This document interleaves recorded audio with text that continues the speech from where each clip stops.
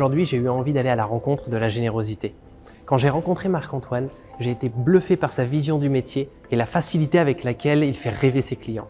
Marc-Antoine, c'est le directeur de l'expérience client de l'hôtel Meurice à Paris.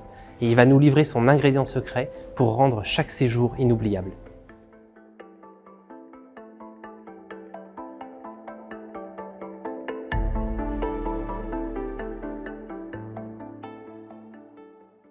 Bonjour Marc-Antoine, merci de nous accueillir. Bonjour Stéphane, merci. Avant de commencer, qu'est-ce qu'on doit absolument savoir sur cet hôtel? C'est le plus vieux palace de Paris. Il y a des gens qui sont là depuis très longtemps ici, avec une profonde gentillesse, une sincérité qu'on ne retrouve pas toujours dans le monde du luxe. Et quand je suis arrivé à l'hôtel, c'est ce que j'ai ressenti tout de suite. Les employés le ressentent, les clients le ressentent. Et de ce fait, il y a une magie qui s'opère. Tu voudrais bien nous expliquer, c'est quoi un directeur de l'expérience client? Parce que le nom peut paraître un peu nébuleux comme ça. T'as raison. Il peut l'être aussi pour moi, parce que c'est vrai que c'est un petit peu nouveau ce titre. Ça s'inscrit dans une réorganisation que la Dorchester Collection a pensé à un niveau très global, qui remet le client vraiment au centre de toutes nos attentions. Et l'expérience, ça implique qu'il y a une part d'émotionnel, je pense, qui est très très important maintenant. Donc on s'attelle à essayer de sublimer tous ces instants.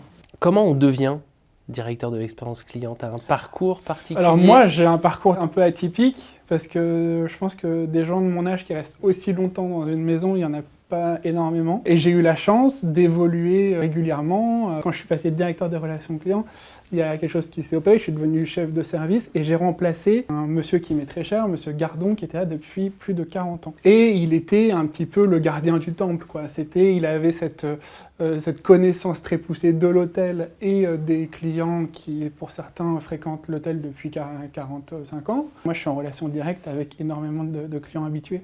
Tu aurais un exemple, une anecdote à nous donner? C'est un client régulier qui est très discret, c'est une célébrité. Je lui demande est-ce qu'il a besoin de quelque chose dans la chambre, il ne veut jamais rien à part de l'eau. Donc je me creuse toujours la tête pour lui dire mais mince, qu'est-ce qui peut lui faire plaisir? Une de ses passions, c'est la photographie. Et il y a un moment où ça m'a fait tilt, je me suis dit tiens, j'ai une bonne idée. J'ai un autre ami qui est photographe de la place Vendôme, officiel de la place Vendôme, et qui a les clés de la colonne Vendôme. Donc là, j'ai appelé mon contact et je lui ai dit est-ce que tu pourrais demain, par exemple, demain matin, emmener ce client en haut de la colonne pour faire des photos? Il m'a dit mais avec grand plaisir, j'ai un 10 heures, etc. Le petit truc rigolo en plus, c'est que je m'étais dit tiens, il y a un truc à faire. Depuis la Belle Étoile, donc notre suite au dernier étage, on a une terrasse sur l'arrière, depuis laquelle on voit très bien le haut de la colonne Vendôme.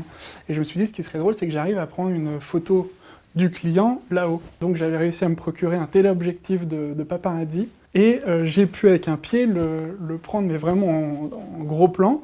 Et on voit vraiment Napoléon et le client en dessous. Et puis donc j'ai une dizaine de clichés superbes, et je en ai encadré un pour la fin de son séjour. Bon, donc là, la boucle était bouclée, là il était vraiment subjugué, quoi. Ça serait quoi ta définition en juste 3 mots de la générosité? La générosité, pour moi, c'est d'avoir du cœur. C'est pas trop toujours réfléchir à combien ça va coûter et agir de façon spontanée. Et quand on travaille dans ces hôtels, souvent, beaucoup de profils quand même ont ça en eux. C'est-à-dire qu'ils ont envie, ils font ce métier pour faire plaisir aux gens. L'argent, c'est l'argent, il faut faire attention à ce qu'on dépense.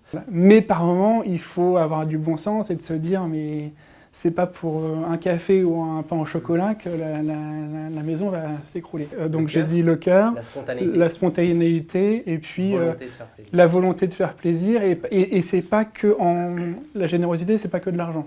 Quand on imagine un client qui peut se payer une nuit au Meurice, moi j'imagine tout de suite que c'est très compliqué d'enchanter un client comme ça. T'en penses quoi? C'est pas trop compliqué. Souvent, effectivement, on a toujours l'impression qu'il faut faire du grand tralala. En fait, il n'y a pas besoin d'en faire trop. Déjà, les lieux sont déjà tellement fantastiques que des petites attentions, mais très bien réfléchies, très bien ciblées.